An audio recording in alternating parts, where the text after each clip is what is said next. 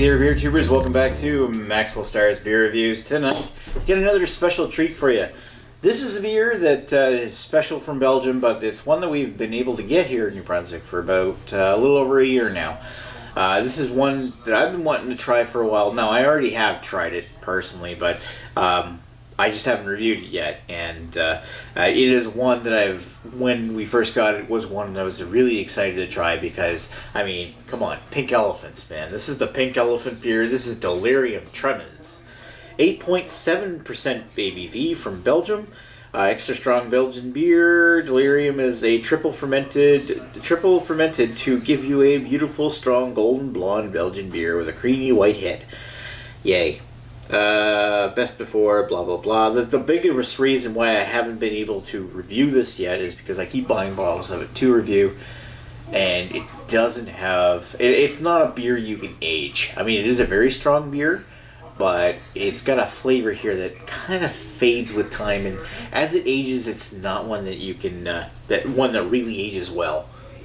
Now, it ages okay, but it's best fresh kind of thing.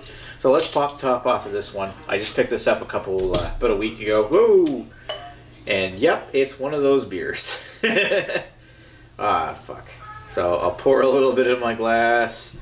Oh, balls.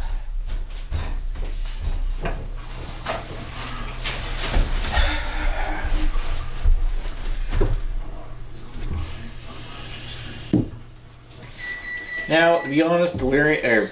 Orval does that kind of thing too, where it, yeah, kind of cleaned it quite well actually.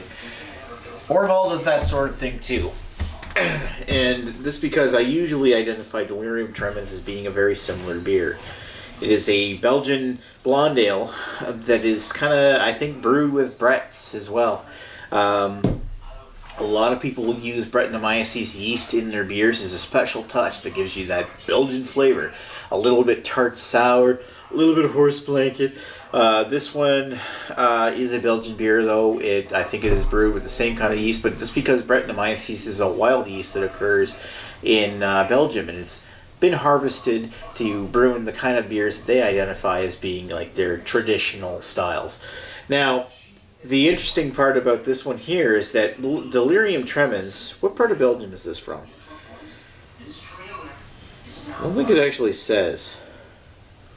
But they've always had such colorful labels. They've got, I don't have a Delirium glass, but it's got a special label that actually has the pink elephant on the front. Got a couple of and a couple of other animals like a crocodile, a dragon, riding a ball, and it fits. It's kind of got a name that kind of fits the pink elephants because Delirium Tremens is another name for hallucinations, basically.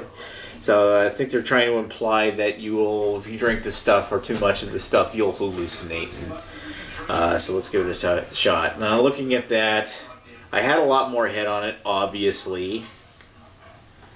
Pour that rest into my glass. Poofy white head, large bubbles, slightly hazy golden blonde appearance. Looks nice. I'm a little miffed that the thing is, it's not uncommon. Like, whenever I open a bottle of this, you really gotta open it up over a sink. I've opened it up before. One of my favorite pictures I've taken, I was pouring a bottle of Delirium Tremens into a glass, and it really is a way over-carbonated beer that when you top the top off of this stuff, it's even worse than Orval, where it just explodes, really.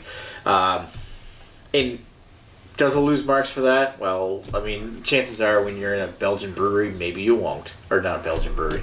A Belgian bar, or if you're in a bar scene altogether and they're opening it properly or taking it off tap, it's not going to explode like that. But when it comes to bottles, just be careful. Let's give it a sniff.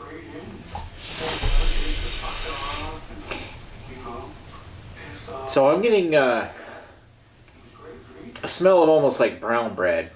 A little bit sweet, malty.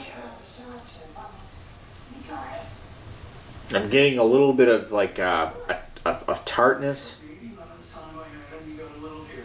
There's a little bit of like some kind of like a hop that you would identify with Belgium. It's almost like white grape and a slight bit tannic.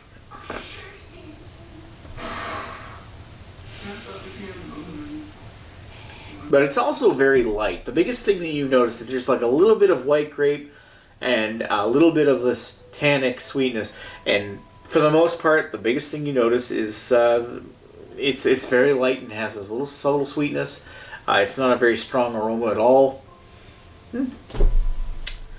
All right, yeah. Let's put her down the hatch. Cheers.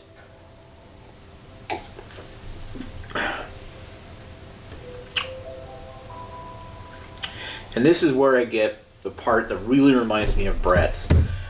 It's got this nice, slightly sour taste to it. It's not sour in the sense of like something like a lambic or rodenbach.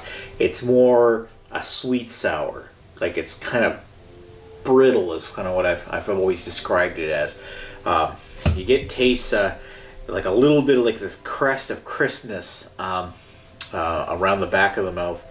That's slightly sweet, and then it has this kind of, not chemical, but this kind of really weird kind of like crispness, this crisp sourness to it that is typical. You can get it a lot in like a Norval or something. And it is here in spades as well. Now, what it is what is different about that is that this one here comes across as being very light and yet heavy at the same time. It's kind of like it's got a oh man, I'm trying to put that into words. It's got this little bit of slight that sourness, a little bit of that brittle sourness that's that crispness at the back, and yet it's almost like syrupy sweet at the tip of the tongue and then dissipates into foam. But yet you almost want to say like, okay, you hardly taste the alcohol, but you do kind of notice it a bit. It is definitely stronger. There's a little bit of warming coming up the back of the throat when you drink it. A little bit of spiciness. Kind of like a coriander or something. And there is a little bit of weight in the back of the throat. And of course it's almost like a syrupy, like a big bready malt taste that comes up the back. Now, I do like it. I do approve of it. I wouldn't call it my favorite Belgian beer, but it is world class and quite excellent, and I'm really thankful to be able to try this. What do I personally think of it? There's a number of Trappist beers, there's even like Orval, like keep mentioning, that I would rather have over this. But it's nice to have one of these every once in a while. I'm glad we have regular access to this now. But my personal opinion on Delirium Tremens is that, take it or leave it. I would give this a 3.75 out of 5. I mean, I've had better Belgians, but as far as Belgians go, just about every, I've said this before, just about every Belgian beer is excellent. They are a country that really knows their beer. And when it comes to Delirium Tremens, decent. 3.75 out of 5. Anyway, thanks for watching Maxwell Starr's beer reviews of Delirium Tremens. Chat with you folks later. Cheers.